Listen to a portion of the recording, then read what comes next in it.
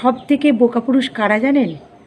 যারা স্ত্রীকে প্রচুর পরিমাণে ভালোবাসে, তারপরেও খুব ছোট বা তুচ্ছ ব্যাপার নিয়ে অশান্তি করে মাঝে মধ্যে, কখনো সখনো।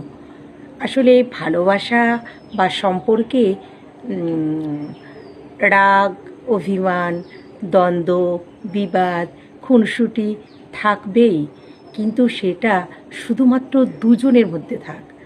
সেটা যখন বাড়ির বা চার দেওয়ালের বাইরে চলে যাবে, তখন কী হবে বলুন তো? বাইরের লোক সেটাকে খুব উপভোগ করবে। এটা কিন্তু মাথায় রাখতে হবে, কারণ দাম্পত্য সম্পর্ক মানেই হচ্ছে টক, মিষ্টি, ঝাল, নোনতা, হচ্ছে ঝালমুড়ির সম্পর্ক। তো আরও অবাক লাগে যখন স্বামী স্ত্রী দুজনেই জানে যে কেউ কাউকে ছেড়ে ভবিষ্যতে থাকতে পারবে না, বা কেউ কাউকে ছেড়ে যাবে না, তারপরেও খুব গলা উঁচু করে কথা বলাটা, পাঁচজনকে সুযোগ করে দেওয়া। কিসের? হাসাহাসির। পাঁচজনকে সুযোগ করে দেওয়া নিজেদের ভালো সম্পর্কটাকে খারাপ থাকার ব্যাখ্যায়।